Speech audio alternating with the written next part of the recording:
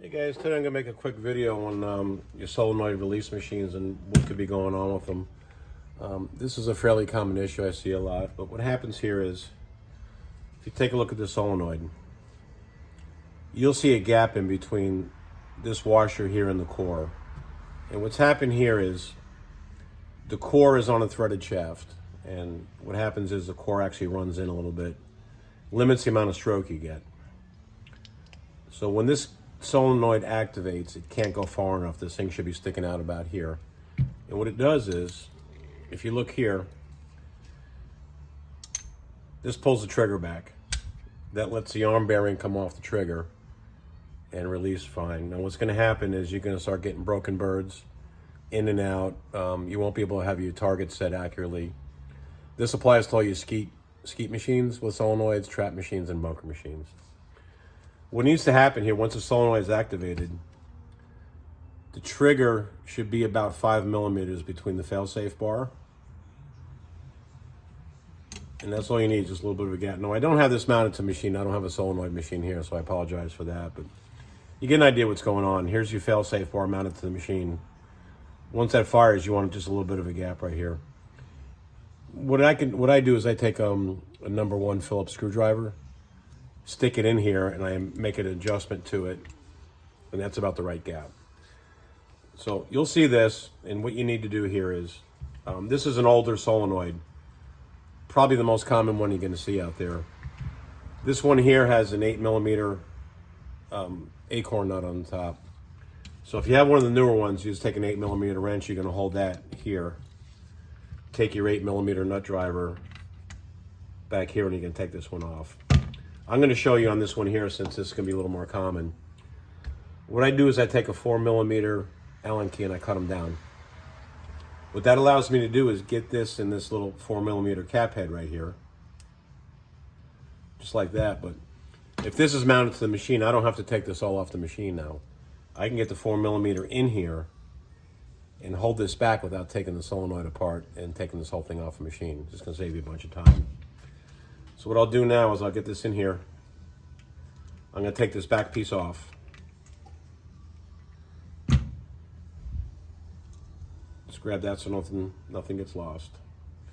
And what I'm going to do next is I'm going to take some blue Loctite and I'm going to put it right here on the threaded shaft. This is going to prevent this from ever happening again. You probably could use red. I don't do it for customers just in case they never need to get this apart. They never will if you put red on it.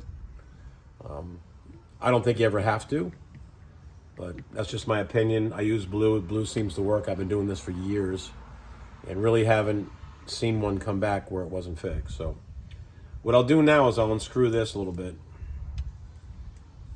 and you'll see now how this is actually getting longer here. And when this is on the machine, what I'll do now, when I think I have it, I'll take this out and I'll just activate this by hand. And I'm going to check this gap right here. I don't want the solenoid trigger to hit the bar.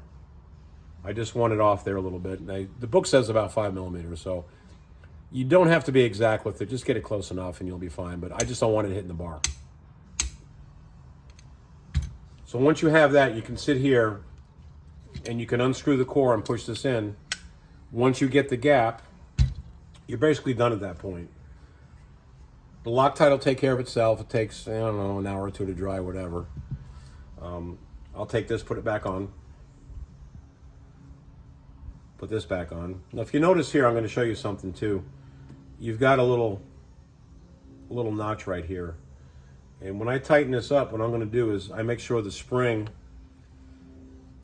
is completely over the core. I don't want it pinched back here. I'll get this back on, flush here. Put your lock nut back on.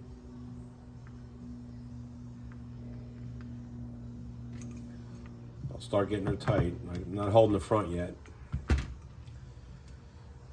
I'll come around here, put this back in here. I'll tighten her down. And if you wanted to, what you could do is take a little flat blade screwdriver. It'll fit in that slot right there. You could also hold it with the back of an Allen key if you wanted to. That'll fit in there too. just like that, and then you can actually tighten this up and actually hold the core at the same time. Once you've done all that, you can see now this sticks out much further. That'll push your trigger back far enough so the arm bearing does not get caught on here, and that'll solve your problem. And that's really it. It's a common issue on these machines, but once they're Loctited down, you'll be good to go. So that's about it for now, guys. We'll see you.